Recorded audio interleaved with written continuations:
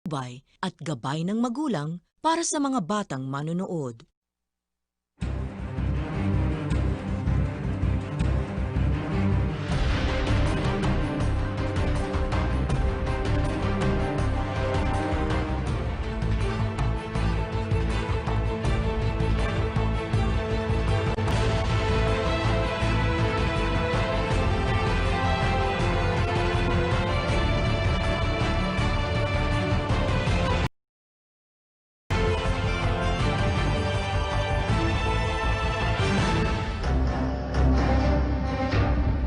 Isang mapagpalang umaga sa lahat ng ating mga kababayan sa loob at labas ng Pilipinas. Isang panibagong linggo na naman ng pakikibaka ang ating kaharapin sa gitna ng banta ng COVID-19. Ako po inyong lingkod, Secretary Martin Andanar ng PCOO. Good morning sa iyo, Rocky.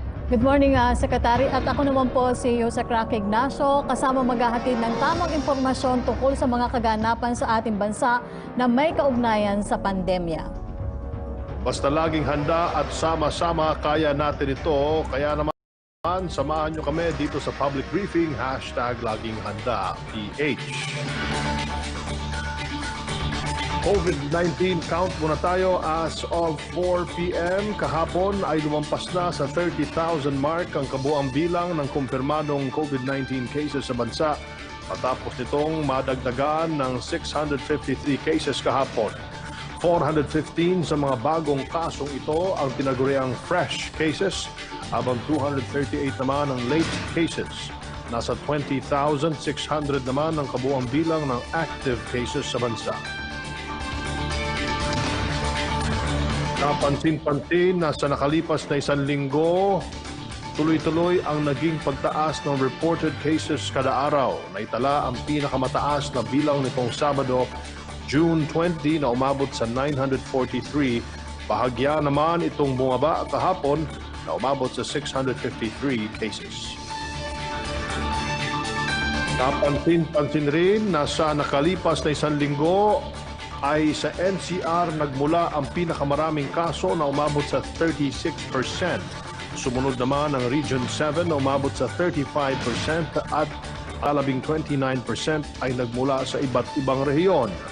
Samantala, umabot na rin sa 1,169 ang mga nasawi sa bansa matapos itong madagdagan ng 19 kahapon, habang nasa 7,893 ang mga gumaling na nadagdagan ng 243. At para po sa inyong katanungan at concerns tungkol sa COVID-19, maaari niyo pong i-dial ang 02894-COVID o kaya ay ang 02894-26843. Para naman sa mga PLDT Smart, Sun at TNT subscribers, i-dial ang 1555.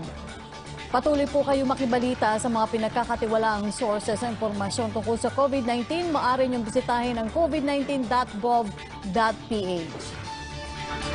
Maya-maya po ay kasama natin magbabalita si John Mogol mula sa Philippine Broadcasting Service. Para sa ating mga balita, pagbibigay ng allowance para sa mga manggagawa ng gobyerno na nag-volunteer sa mga mega swabbing at iba pang COVID-related facilities isinusulong ni Senador Bongo. Sa ilalim ng Congressional Joint Resolution No. 4 Series of 2009 ay maaari umanong payagan ng Pangulo ang pagbibigay ng duty allowance sa mga government employee na nag-volunteer sa mga COVID-19 facilities sa bansa sa halagang papayagan ng Department of Budget and Management. Anya, nararapat lang na bigyan ng importansya ang sakripisyo ng mga volunteer frontliners na naglalaan ng kanilang oras at lakas para makatulong sa kapwa. Propose sa guidelines para sa backriding pinag-aaralan na Senator Bongo may apela sa mga commuter. Sa isang pahayag, sinabi ni Senator Bongo na malaking tulong sa ating mga kababayan kung papayagan na ang backriding sa mga motorsiklo, lalo pat limitado pa rin ang public transportation hanggang ngayon. Pero anya, mahalaga na siguruhin munang gagawin ito sa ligtas na paraan. Dapat umanong pag-aralan muna ang health and safety protocols para masiguro ang kaligtasan ng rider at pasahero, gaya na lang ng paglalagay ng plastic dividers para maiwasan ang hawahan ng sakit. Umapila pa rin ang senador sa bawat commuter na sumunod sa mga patakarang ipatutupad ng pamahalaan para hindi na umano dumami pa ang bilang ng mga nahahawahan ng COVID-19 sa bansa. Samantala, tuloy-tuloy pa rin po ang pag-iikot ng aking kasama po dito, si Presidential Communications Operations Office Secretary Martin Andanar sa buong bansa para tulungan ang displaced media workers dulot ng COVID-19 pandemic. Sa pangunguna nga po ni Secretary Martin Andanar, ang itinuturing pong ama ng lahat ng mamahayag sa buong bansa, nagtungo ang ahensya sa Quezon para personal na kumustahin ang mga manggagawa ng media sa probinsya at makatira ng kaunting ayuda mula sa kanilang media counterpart sa pamahalaan. Dito po ay binalita rin ang kalihim na maaari na mabigyan ng ayuda ang mga media workers na naapektuhan ng pandemya sa pamamagitan ng second tranche ng COVID-19 Adjustment Measurement Program o CAM2 ng DOLE. Sa kasalukuyan ay hinihintay na lang umano ang approval ng Department of Budget and Management para sa programang ito.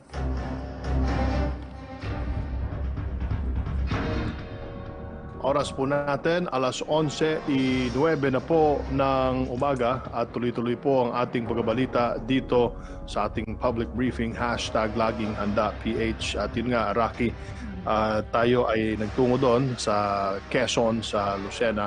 At bukod doon sa pamimigay natin ng konting ayuda sa ating mga kasamahan na nasa media, ay tayo din ay nagpunta sa mga farms nila doon at yung kanilang mga hanap buhay doon para sa ating Balik Probinsya program. Makuha na natin ng video at para maipakita natin sa buong Pilipinas kung gaano kaganda ang lalawigan ng Quezon. Opo, at saka yung ginagawa niyo po, Secretary, isa rin po talagang malaking tulong sa ating mga kasamahan sa mga mahayag dahil alam po natin na talaga namang sobrang lahat po ay apektado ng COVID-19 at yun naman po sa Balik Probinsya, napakahalaga pa rin po nito para nga po ma-spur yung economic activity sa mga kanayunan na talaga naman po dapat i-decongest na rin ang Metro Manila. Correct yan. Papasalamat tayo kay Governor Danny Suarez at sa kanyang anak na si Jenny Suarez sa mainit na pagtanggap. Kasama rin si Vice Governor Sam Nantes at ating mga kasamahan sa Philippine Information Agency at Radyo Pilipinas. Thank you so much. Samantala, makakasama natin ngayong araw sa ating public briefing si Assistant Secretary Celine Pialago, ang tagapagsalita ng MMDA. Nandyan din po ang Presidente at CEO ng PhilHealth, retired Brigadier General Ricardo Morales. Si Ambassador Adnan Alonto mula sa Embahada ng Pilipinas sa Kingdom of Saudi Arabia.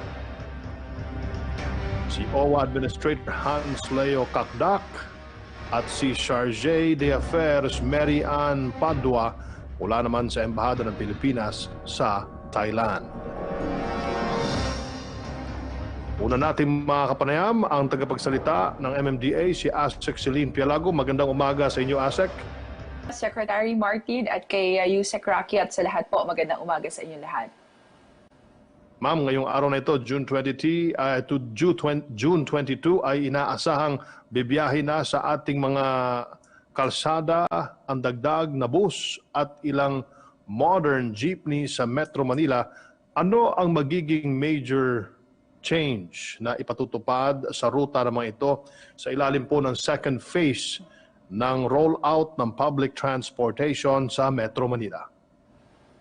Secretary, all over Metro Manila, meron po tayong 4,600 city buses. Pero nauna na pong bumiyahe yung nasa mahigit 1,200, no? Nung phase 1 po ng GCQ. So more or less, 3,400 po ang inaasahang madadagdag for the phase 2 ng GCQ sa usapin po ng public transportation. Para naman po sa mga ilan po nating modernized jeepneys, nasa 1,500 po yung inaasahan na babiyahe simula po ngayong araw. Ngayon sir, meron tayong adjustment sa mga ruta dahil noon ho, no, 96 ang routes all over Metro Manila. Pero nabawasan po yan at naging 31 routes na lang po yan. So kung dati, Secretary, halos lahat no, ng city buses na nasa 2,500 out of 4,600 sa EDSA yan nadaan. Ngayon po, maiiba na po yung mga ruta nila. Yung dati pong jeepney route, magiging bus route na rin po yan. Yung iba namang mga bus route na konti yung unit, madadagdagan po ng ilang mga bus unit.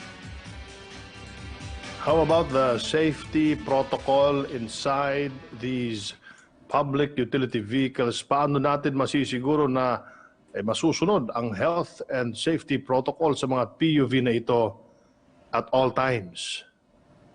Secretary, sa pakikipagpulong po sa mga bus operators, naging maliwanag po sa kanila na dapat po ay 50% capacity lamang ang mga nasabing city buses. Gayon din po ang mga modernized jeepneys kung saan po pinaghandaan talaga to at nagkaroon po ng divider na plastic, no, sa mga pasahero. Meron din po mga traffic marshals. Kaya nga sir, dito sa ating bus route, for example, kahabaan ng EDSA, 4 na bus stops po yung mamamaximize natin kung saan mamamonitor po yung mga buses na magsasakay dahil meron po tayong mga traffic marshals dyan. Sa kahabaan naman po ng Commonwealth, meron pong 19 bus stops. Kumpleto po ng signages. May mga traffic enforcers din po para tiyakin na nasusunod po yung mga safety health protocols ng mga nasabing city buses. Sila po ay mayroong mga sanitizers, alcohol sa loob po ng city buses. Meron din po silang mga footpath dun po sa mga modernized jeepneys, lalo na po sa mga ruta na panggagalingan ng mga nasabing public transportation. So yun naman, Secretary, ngayon po, bigyan lang yung iba ho nating mga kababayan, I'm very sure malilito po sila dahil yung mga dati hong nakasanayan nila na jeepney ang nakikita, ang makikita na po nila dyan ay mga city buses. No? For example po, yung dating Rizal Avenue going to Monumento, jeepneys po ang bumabiyahe dyan. Sa ngayon po, city buses na po yung makikita natin dyan. So para po sa mga katanungan, sir, dun sa mga routes, since 15 routes po ang babiyahe ngayon para sa mga modernized jeepneys, pagpasok po ng June 24, madadagdagan po ng 9 na route. Pagpasok po ng June 26, madadagdagan naman po ng 10 ruta. Available po yan sa mga Facebook page ng iba't ibang transport agency, Secretary. Okay. Sexilin, marami sa ating mga kababayan na po yung bumili ng mga bisikleta para maging service nila papasok sa trabaho. Kumusta na po yung ginagawang bike lane ng MMDA along EDSA na sa pakikipagtulungan po ng DOTR? Ito daw po ba ay nahahati sa dalawang phase? Tama, Yusek, no? Yung first phase po natin last week, Saturday, naglagay na ho ng mga markings, white markings, para ho maging bike lane. So, yan na ho ang designated bike lane para sa ating mga siklista. Ngayon, meron po yung sukat na minimum na 1.22 meters, maximum po na 2 meters. Since hindi po talaga kakayanin, ma'am, na 1.5 o uniform po yung sukat para sa mga bike lanes, nagkaroon po ng markings. May plano po ang aming ahensya, ang Chairman Danny Lim po namin, and together with Secretary Artugade, nalagyan po yan, of course, ng proteksyon. So, yung bike lane po na yan, hindi na po muna elevated sa ngayon, pero ang long-term plan po talaga dapat elevated yan. Pero sa ngayon po, para ho ma-designate na at ma-identified na po yung linya para sa mga siklista, lalagyan po yan ng proteksyon. Pwede pong bollards, pwede pong concrete barriers, pwede pong metal separators. Sa ngayon po, yun na lang po yung pinag-uusapan kung ano po yung ilalagay na proteksyon para sa ating mga siklista. Additional safety feature ang paglalagay ng barriers nga para sa bike lanes, para protektahan ang bikers along EDSA. But these barriers are also causing accidents, especially at night dahil marami umanong mga sasakyan na nababangga sa mga ito dahil hindi pa sanay sa modified EDSA scheme. Ano po ba ang ating gagawin para masanay po ang ating mga kababayan dyan? Tama, Secretary, simula po nung nakapaglagay ng mga concrete barriers sa kahabaan ng EDSA, which was June 1, no? Nakapagtala po ng 18 na accidents. Yung 2 po dito ay aksidente po doon sa mga plastic barriers. Pero po yung 16 ay sa concrete barriers. Pero Secretary, sad to say, no, na yung 16 po na aksidente na yon ay self-accident o tinatawag po na driver's error. 4 po doon, sir, nakainom. Yung 2 po doon, pumasok po, 4 din rather, na pumasok po ng bus lane, nagkaroon po ng miscalculation at bigla pong lumabas doon sa mga nasabing concrete barriers. So yun po yung mga naging insidente. Nung nakaraan lang, sir, may namatay pong rider, no? Dahil nadulas po siya sa loob ng busway at nauntog po siya. It's either po doon sa concrete barrier o doon po sa bangketa. So hindi naman po kasalanan per se ng concrete barriers dahil po ito po ay reflectorized na. Hindi po tayo naglagay ng mga concrete barriers na hindi po reflectorized. At the same time po, maglalagay po ang MMDA ng additional marker. Ito po yung parang kahawig po ito ng traffic light, para humalayo pa lang makikita na ng ating mga motorista. So Secretary, paalala lang po, hindi po natin mababangga ang mga concrete barrier kung sila po ay mananatili lamang sa kanilang mga linya at hindi po sila mag-overspeeding, which is nangyayari po tuwing madaling araw. Yung 16 na aksidente na yon, Secretary, 14 po doon madaling araw nangyari. 4 po doon nakainom. 4 po doon miscalculation. So yun po yung mga dahilan kung bakit po nakapagtala ng mga concrete-related barrier accidents. Sec, may mga dagdag ka bang paalala sa ating mga commuter ngayong Monday back to work na?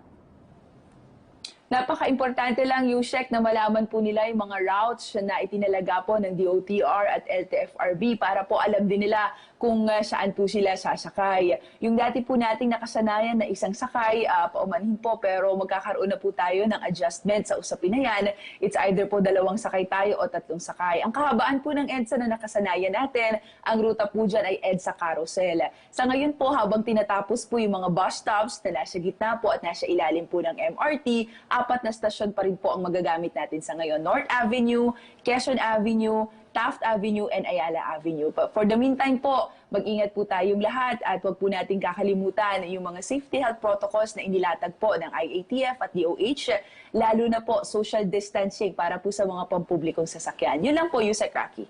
Maraming salamat sa inyong panahon. Assistant Secretary Celine Pialago, ang tagapagsalita ng MMDA. Stay safe po. Salamat, ma'am.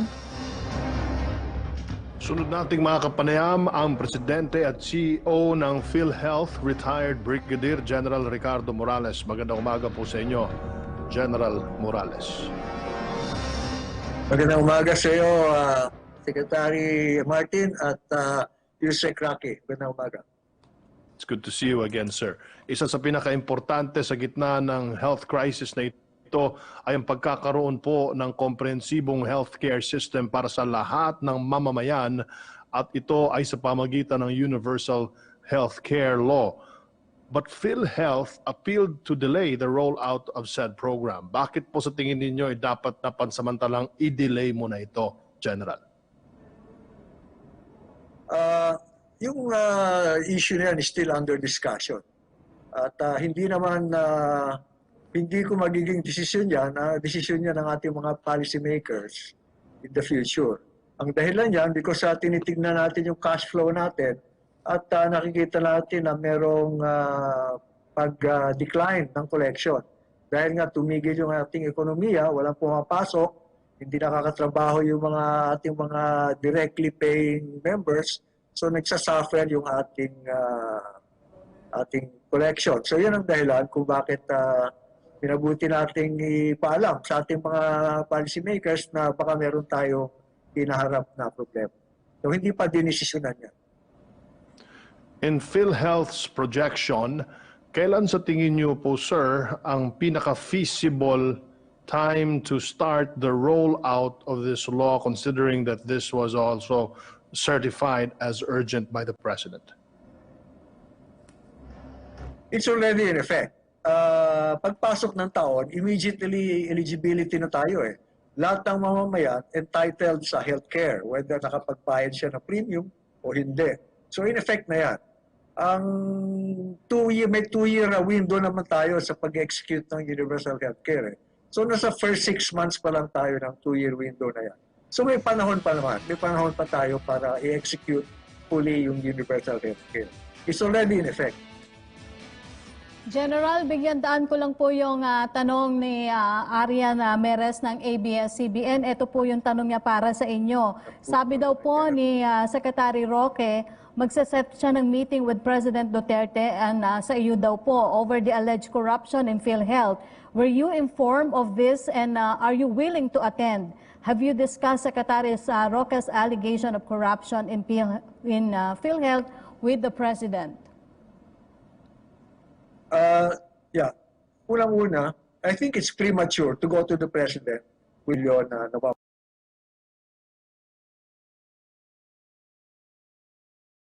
wala daw ng pondo. Recently, we got an opinion from the Commission on Audit telling us that they could not substantiate this $154 billion in the financial statements submitted by PhilHealth from 2013 to 2017. In effect, hindi totoong may nawawalang 164 billion.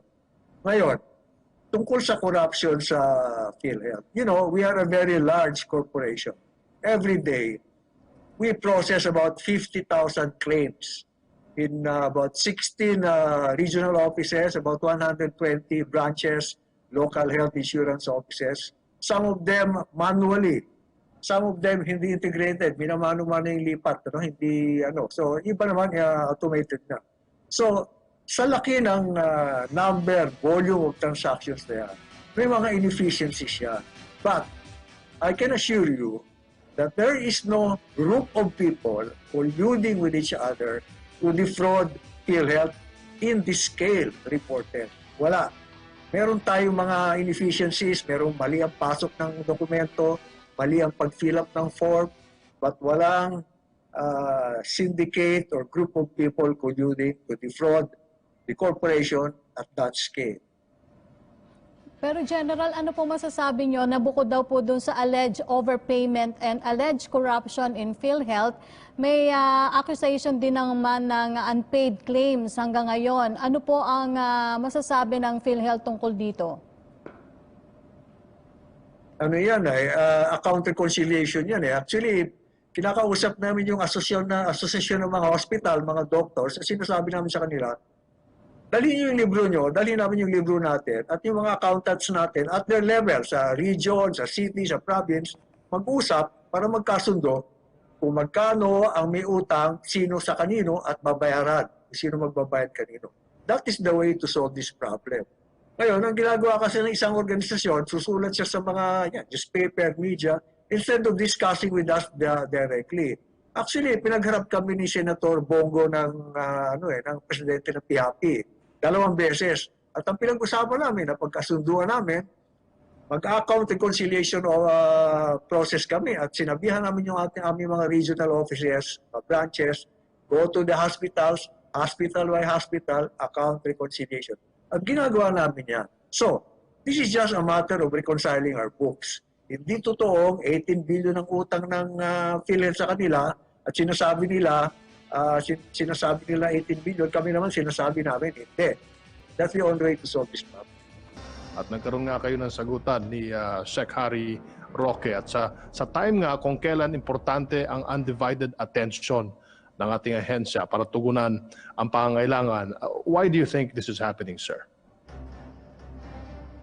Well, unang-una, kami ni Secretary Roque, we all serve the same boss, the Filipino people and the President. So wala namang issue. Ano lang yan? That is just let's say, a different frequency but pointing in the same direction. Of interest naman talaga because this is a health emergency, a public health emergency. And PhilHealth is at the center of this public health emergency. Very prominent ang PhilHealth ngayon. Although dating prominent na nga dahil dito sa mga allegation ng corruption, but more so ngayon because everybody is looking towards PhilHealth. So it's just expected that people will be more, will scrutinize the corporation more. But we are ready for this. We are ready to answer all allegations. We have provided information, data to the investigative agencies, to the National Bureau of Investigation, the Presidential Anti-Corruption Commission, the Ombudsman, and the Commission on Audit. And we continue to cooperate with them. So open kami sa lahat ng nagtatanong. Of course. General, with the COVID benefit package of PhilHealth, magkano na daw po yung total amount na nailabas ng ahensya as of ngayon? Kaya ba ng PhilHealth na isustain daw po yung pangangailangan ng ating mga kababayan? Oh yes, we started the year with a reserve of about 130 billion. Ang estimate namin na price tag sa COVID-19 is about 40 billion. And so far, ang nababayaran namin, actually nabayaran up to end of April this year is about 52.5 billion. Yes, we have money. We will be fine for the year 2020, and then maybe up to the middle of next year. So there's nothing to worry about. We will continue the same level of services, immediate eligibility, yung mga magpapa-dialysis, magpapa-chemotherapy, mga anak, kung anong dating tinatanggap nyo galing sa PhilHealth, patuloy yan. At yung immediate eligibility, kahit yung mga hindi nakabayad ng premium, makakatanggap ng health care. So we are fine for this year. As the head of the National Health Insurance Program of the Philippine government, paano po kayo rumeresponde sa mga sinasabi nyo na rin pong kanilang inefficiencies at iba pang problema sa loob po ng inyong ahensya, sir?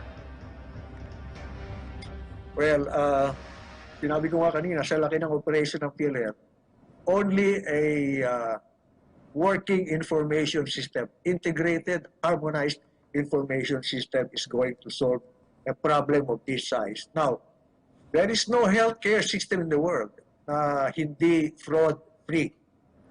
Walang fraud-free kasi hindi natin maalis yung person-to-person transaction between the physician and the patient. But, pwede nating i-reduce yan if we have a perfectly integrated and harmonized information system.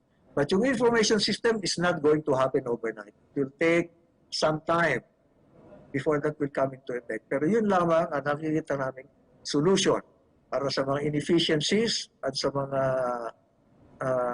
yung mga imperfections dito sa sistema natin. Yun ang solution dyan. In the meantime, mano-mano ang solution natin. We have certain processes that are automated, may ibang manual, hindi integrated. So yun, slow hold. But we're moving towards automation. We have a 2.5 billion budget for information technology this year. Opo, General, kunin ko na lang po yung mensahe ninyo sa ating mga kababayan, partikular po sa lahat po ng mga PhilHealth members. Well, sa mga kababayan natin, wala hong binabawas na serbisyo ang PhilHealth. Patuloy pa rin ho ang level ng serbisyo na binibigay ng PhilHealth sa lumipas na taon at sa ngayon. At under yung universal healthcare, lahat ho tayo entitled to healthcare. Kesa nagbabayad tayo ng premium o hindi. Additionally, commitment ho ng PhilHealth na alagaan at babantayan ang inyong binabayaran na premium. Hindi ho natin pababayaan, mawawala ito sa walang kwentang gastos. Iingatan ho natin ang inyong pera. Huwag ho kayong mag-alala. Yan ho ang commitment ng PhilHealth. Maraming salamat. Maraming salamat po sa inyong panahon, retired Brigadier General Ricardo Morales, ang Presidente at CEO ng PhilHealth. Salamat po. Thank you, Yusek Taki, Secretary Martin. Thank you.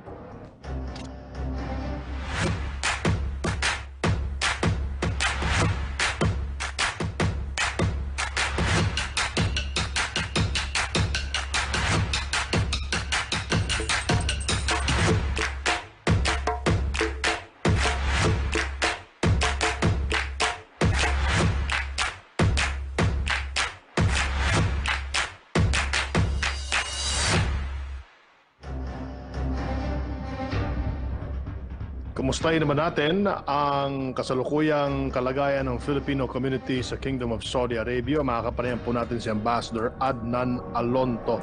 Magandang araw po sa inyo mula dito sa Pilipinas, Ambassador. Magandang tanghali po, Secretary Martin at Yusek Raki. Magandang tanghali po sa inyong lahat dyan.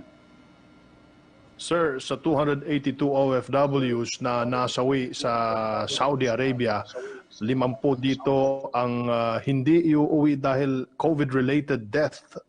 Di umano ang ikinamatay ng mga ito. How is the embassy coordinating with the Saudi Arabian government para masigurong mabigyan ang mga ito ng proper burial? Very closely meeting po ang embahada with the actually the number changing daily. Ngayon po meron po tayong naitala na total na 353 human remains, no, for disposition. 107 po dito ang COVID, no, COVID infected, and 246 po yung non-COVID. So yun po yung ina-address natin with the Saudi authorities, and dito kasi if ordinarily body dito ay nililibing ho within 24 hours because yun po yung custom, no, the Islamic custom.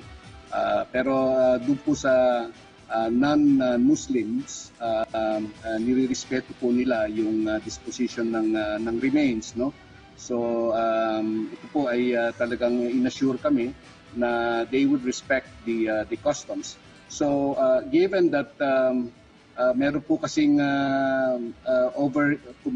nag-over capacity na po yung morgues at saka yung hospitals dito, nag-issue po kasi ng requirement and regulation ang Saudi authorities na pagka COVID related yung cause of death, yung body po should be disposed within 72 hours, no? From the time that, in our case, from the time the embassy is informed or the consulate if is in jail. So, yun po yung, so kailangan maayos kagad yung mga dokumento para mailibing, no? Mailibing kagad. So yun po yung coordination namin. Nagkaroon po tayo ng request kung pwedeng magkaroon tayo ng exemption doon. Pero I understand the IATF has already made a pronouncement COVID-related deaths natin will have to be buried here in Saudi Arabia. Yun po yung nadinig ko at napakinggan ko I think earlier. Ambassador, ano po ang ikinasawi ng iba pang mga kababayan nating non-COVID related? Di umano ang ikinamatay na pwedeng iuwi po dito sa Pilipinas? Iba-iba po. Natural causes po mostly, no? Kukonti naman po yung tinatawag nating merong controversy, no? Meron din kasing mga crime related, no, nakakaunti, pero most of the non-COVID related deaths are natural causes. Opo. Meron pong ugnayan kayo sa DOLE and OWA kung paano naman makikipag-coordinate ang ating pamahalaan sa pamilya ng mga nasawing ito sa Saudi Arabia? Yes, Sec Martin, very close po ang coordination namin with the DOLE and OWA. As you know, the POLO office, which is the Philippine Overseas Labor Office under DOLE, is actually under my administrative supervision, as well as the OWA. So pagdating dito sa Saudi Arabia, iisa po kami, hindi po kami magkahiwalay. Bagamat yung office ng ating polo ay nasa labas ng diplomatic quarter, which means na that's about mga 10-15 minutes away from the embassy, very close po yung aming coordination dito. Yung kanilang labor attaché at yung mga welfare officers, lagi po nating kapulong yan on a weekly basis, if not on a need-be, as-needed basis. Opo, Ambassador, bigyan daan ko lang po yung tanong na ating kasamahan na si Celerina Monte ng Manila Shimbun. Over a period of what daw po yung mga pagkamatay na mga yan? Kasi daw po nakakapagtaka na napakarami, especially yung non-COVID. Yes, alam niyo po, nung nagkaroon po tayo ng almost 3 months na lockdown dito, walang gumagalaw, walang lumilipad. So nagkaroon po tayo ng backlog, no? So largely ang naging cost, even up to now, no, the flights are very limited, and I understand that a plane, no, isang plane full, a plane full of passengers can only accommodate not more than 3 remains, no, human remains. Dahil napakainit po ngayon dito sa Saudi Arabia, and pagka mainit talaga, kailangan medyo i-balance din yung load ng eroplano, kasi ang pagkakaalam ko, pagka masyadong mabigat yon with passengers and cargo, maaaring ikasabog ito ng makina, kasi napakainit talaga ngayon na mga panahon na to. So yun yung cost nun, yung backlog nun. Almost 3 months tayo walang flight dito. Ngayon na lang tayo talaga nakakabawi-bawi, pero limited pa rin po. Opo, Ambassador, ang tanong naman po ni Arian Meres ng ABS-CBN, kung naipabot, ito po yung mga namatay na hindi dahil sa COVID. Kung naipaabot na daw po ng ating embahada sa mga pamilya yung pagkamatay ng kanilang mahal sa buhay dyan sa Saudi Arabia, at ano daw po yung tulong ng gobyernong naibigay nyo na sa kanila?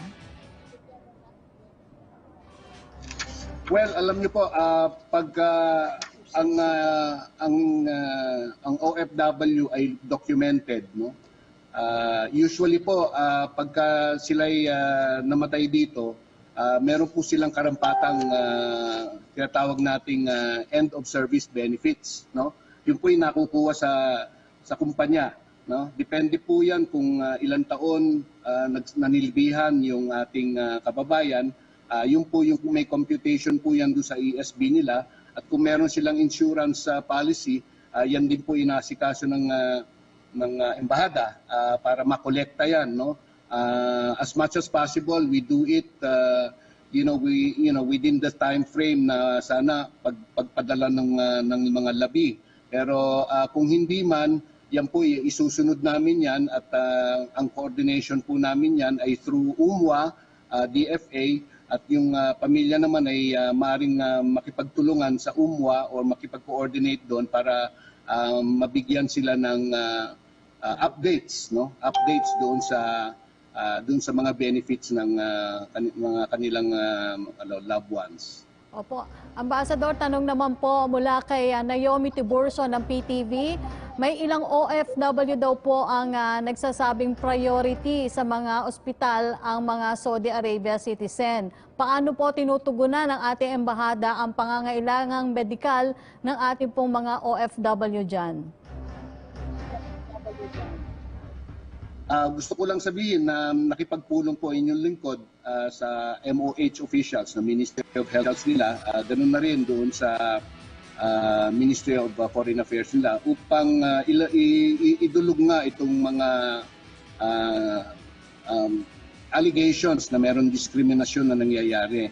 I was assured by our Ministry of Health and Ministry of Foreign Affairs officials na wala naman pong ganun talagang triaging based on race, no? What is true, and I can attest to this, is that talagang overloaded and overcapacity hospitals nila ngayon, lalong-lalo na ngayon that we have almost 160,000 cases, infection cases nga sa buong kaharian. And you could imagine talaga na yung mga hospital, even the clinics are full. So gumagawa naman sila ng hakbang, and we were given lists of small clinics, kasi ito yun yung ginawa nila. Nag-contract sila ng mga small clinics that they put under their wing para gamitin, no, as additional medical facilities to treat all the infected patients, irrespective of nationality. Libre naman po yun, based on royal decree. So I am taking the word of our host government na wala naman pong discrimination ang nangyayari, at ito pong yung mga iba na hindi napapayagan ma-admit, dahil na rin yung talagang punong-puno yung and I have also talked with my counterparts, ambassadors ng mga labor sending countries, India, Bangladesh. Yun po, sinabi din nila na talagang nangyayari din sa kanilang mga nationals that minsan talagang hindi sila ma-accommodate. So that's what I can assure our people, na idinulog po natin yan sa host government natin, and I'm taking their word for it na walang discrimination na nangyayari. Ang nangyayari lang talagang puno. And that's why we're concentrating now doon sa giving our people some self-help measures. No, turuan natin yan kasi marami naman na nakilala din dito na hindi nagpunta ng hospital. They did some self-help measures at home, nabigyan ng gamot doon at gumaling. So mataas po ang ano natin, ang recovery period, ang recovery rate natin dito. It's now more than 60% po. Ambassador, meron po tayong question mula po kay Joyce Balancio ng ABS. Kumusta po ang sitwasyon sa Polo office after mag-positive sa COVID-19 ang ilang kawani nila? Yes. Luckily po, meron po tayong 16 Polo and Embassy staff na nag-positive po for COVID. They were confined. Lahat po sila na-confine. And in fact, meron po tayong itong mga empleyado dito sa embassy na na-expose dito sa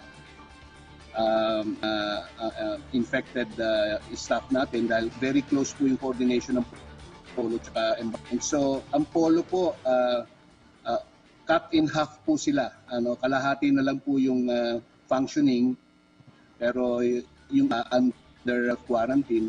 Ganun din po sa embahada.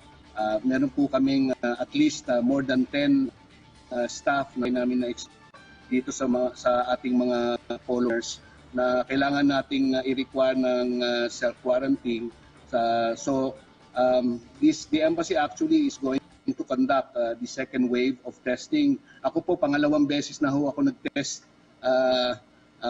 Kabutihan palad, negative. More than 20 took the test last week. This week po, continuing yung test ng ating mga kawani just to make sure na hindi natin compromise yung transacting public kasi nag-open na po ang embassy for very limited transactions dahil kailangan na rin kailangan na po na ngayon yung ating mga consular. Maraming salamat po sa inyong panahon at mag-ingat po kayo dyan, Ambassador Adnan Alonto mula sa Kingdom of Saudi Arabia. Maraming salamat po, Sec Martin. Maraming salamat, Yusek Rocky. Mabuhay po. Kumustahin po natin ang ating mga kababayan po naman sa Thailand. Makakapanayam natin si Chargé d'Affaires Mary Ann Padua mula sa Embahada ng Pilipinas sa Thailand.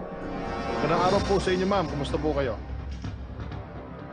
Magandang araw, Secretary Andanar, Yusek Rafi, at sa mga nakikinig po sa programa ninyo. It's good to see you again.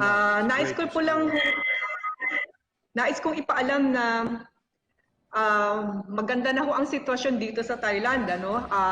28th day, hinihintay na lang namin kung merong report ng local transmission. Kung wala po, consider na ho ang Thailand na low risk as COVID-19 is concerned. So, para sa ating mga kababayan, ang concern actually nila ngayon, ang main concern nila ay ang repatriation.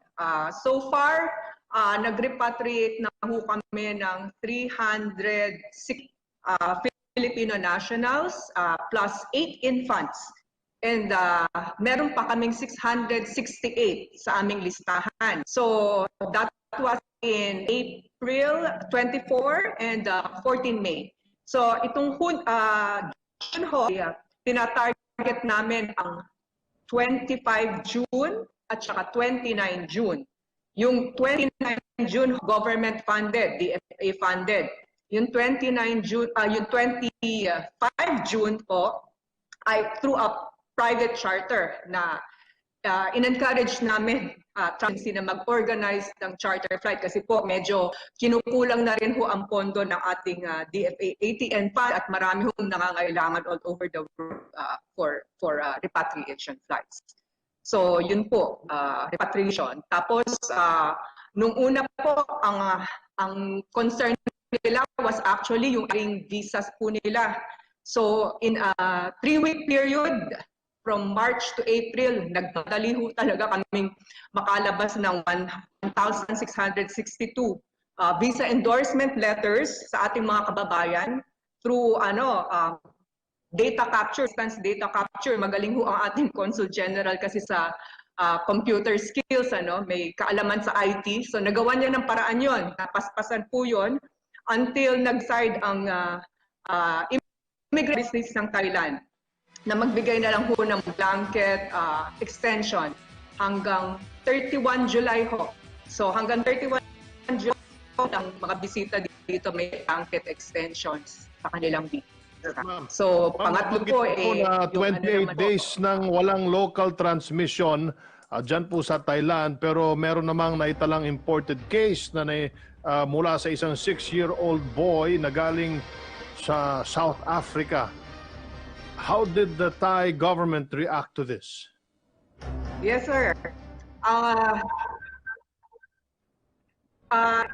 Ganito po, Secretary, maingat ho ang Thai government authorities, ang kanilang ginawa yung pag-repatriate ng kanilang mga nationals, staggered talaga. Noong una, 200 a day lang, tapos naging 400, tapos naging 500. So, ang ginagawa ho nila talaga is pagpasok ikakuha ho nila, tapos itetest nila ho ng 5th day at saka ng 12th day. So, na-limit nila ang transmissions doon sa mga foreign sa attorneys. So, locally ho, maganda ho ang pagpapalakad sa hygiene, sa social distancing, nag-curfew din po sila. Wala hong nangyari. So, pati deaths ho nila, 19 days na ho, na walang namatay dahil sa COVID. So, pati po yung recovery, mataas po ng recovery. So, 3,000 plus ang kanilang infections. Ang recovery halos sumasabay ho dun sa number of infections. Multi-viral approach ang mga medicines ang approach nila. At saka po, nag-develop po sila ngayon ng virus. Marami silang efforts ng vaccine para makatulong din sa efforts ng mundo na paggunan itong problemang ito. Opo. Ma'am, dahil po yung turismo nga ang isa sa major industries ng Thailand, paano po naapektuhan ng COVID-19 at paano po ang ginagawa ng Thai government para po mapanatiling matatag yung industriya ng turismo sa kanilang bansa? Talagang napakalaking problema sa kanila kasi last year ang kanilang visitors parang 39.8 million ang kanilang mga bisita. Tapos nung Marso, nung pumutok ito, parang bumagsak po sa something like 75%. Tapos they recorded for up to parang 65% na bumagsak ang kanilang turismo. So nag-recalibrate sila, sabi nila mukhang this year parang 14 to 16 million visitors lang talaga ang matatanggap nila. At nila yung tinatawag na travel bubble. So parang gusto nilang magkaroon ng agreement with even cities na ang COVID or na manage ang COVID ng maayos, tapos kung saan dito pumunta sa Thailand. Pero ang kanilang Center for COVID-19 Situation Administration, ingat na ingat pa rin ho kasi po ang ganda ho ng progress nila, so ayaw nilang maunsyami ang progress dito. Pero talagang malaki ho ang tama sa tourism nila. Opo, pero paano, kumusta naman po yung koordinasyon ng ating embahada sa Filipino community dyan para po naman matugunan nyo yung pangangailangan nila lalo na sa trabaho ng mga nag-decide na manatili po sa Thailand? Opo. Nakikipag-ugnayan ibang Filipino community organizations, even individuals po, yung nga pagdating sa food aid, saka yung financial needs nila, nililink up po sila sa Polo, yung poor, at saka meron din po yung issue kasi itong mga teachers. So, yung mga teachers magbubukas ng school year nila, yung delayed school year nila sa 1st of July. So, yung mga nandito, mas umiigi ang kanilang sitwasyon. Pero meron din tayong mga teacher uwi sa Pilipinas at kung bumalik dito. So, dahil nga merong ban sa mga commercial flights, hindi sila makapasok. So, yun ho yung malaking issue kasi may trabaho na sila, sayang po ng trabaho. So, nakikipag-ugnayan kami dun sa Filipino community leaders na gustong tumulong at saka sa education. Nagpusap kami sa kanila na we raised this issue with them, and last week po naka-feedback na they want the information on the teachers. They're trying to do something kasi kailangan din nila ng ating mga teachers dito. Maraming salamat po sa inyong panahon, Charge d'Affaires Mary Ann Padua mula sa Thailand. Ingat po kayo. Salamat po. If we give the right information, let us consider that as part of our civic duty. The fight against coronavirus is an arduous and protracted one.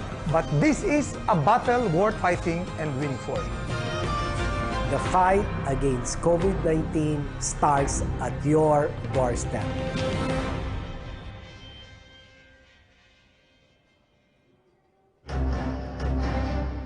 Pansamantalang ipinagpaliban ang Balik Probinsya Bagong Pag-asa program para naman po bigyan daan ang pagtulong sa mga locally stranded individual sa bansa. Sa ilalim po ito ng Hatid Tulong Program. Iisa lang naman po ang layunin ng parehong programang ito, ang matulungan ng mga kababayan natin na nais na makapiling ang kani-kanilang pamilya. Panoorin po natin ito.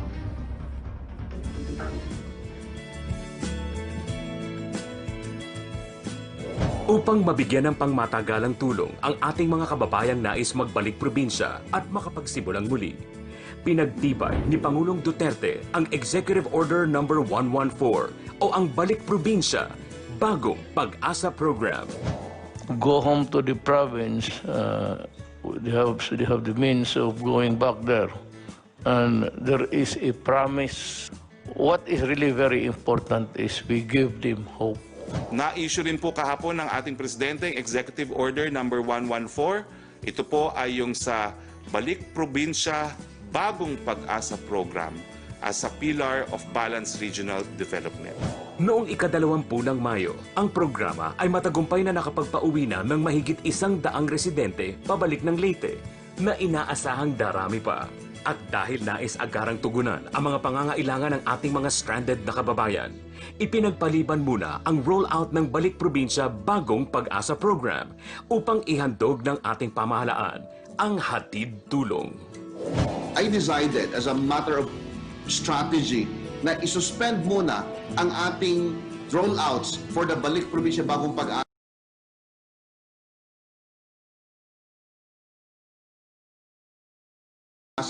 to give way. Unahin natin kasi this was a very clear instruction from the President. Unahin, pauwiin na ang ating mga kababayan na stranded dito sa Maynila. And then, pagdating ng panahon na tapos na itong mga problema ng stranded, the Balik Probinsya will now take the second phase already in the succeeding rollouts and simultaneous rollouts to all of the provinces of their choice. Pilipino to kababayan natin. Tanggapin ninyo and provide for sequestration houses if you want. Yung doon sila i-quarantine. Pero hati-hati tayo sa problema. Total, hindi naman kami nagkulang. Whatever you need, we provide. Kawawa naman. Tulungan ninyo yung mga Pilipino.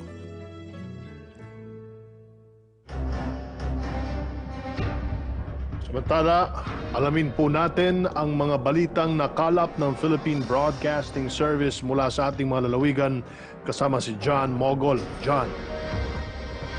Martin, marami pong salamat sa ating mga balita. Ilang salon sa lungsod ng Tugigaraw sa Cagayan ang kaagad pong ipinasara matapos maaktuhang nag-aalok ng manicure at pedicure services. Ang karagdagang detalye mula kay April Jane Salukon.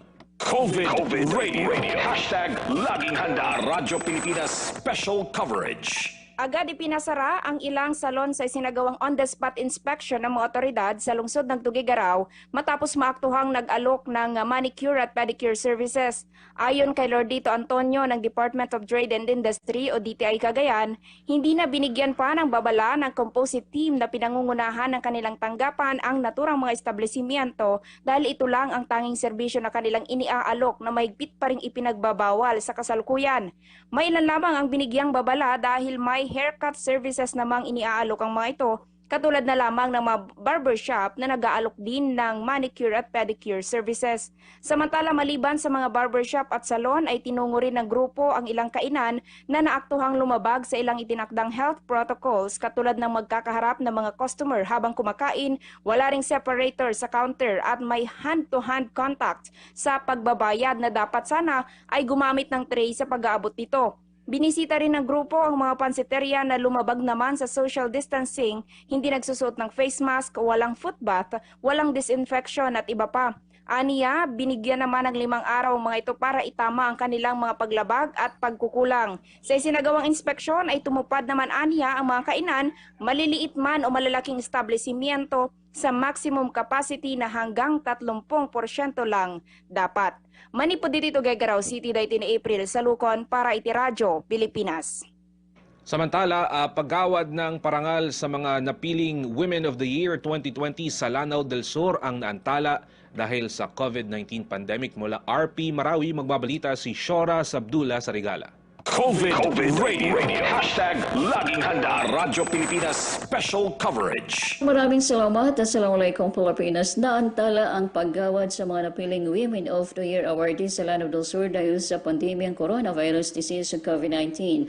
Ang seleksyon sa nasabing award ay noon pa sanang Marso sa pagkunita ng buwan ng mga kababaihan, pero dahil sa pagkalat ng pandemya ay ipinagpaliban ito ni Member of Parliament Attorney Maysara Dandam Latif na siyang nangunguna sa pro sa mga kababaihan sa mga kababaihang may mga advokasya at malaking kontribusyon o nagawa sa kanilang komunidad at pamilya. Ayon kay Latif, sila rin ang mga role model na magandang ehemplo sa susunod na henerasyon. Pagkaraan ng 3 buwan na pagkaantala nito ay gagawin sana ang awarding ceremony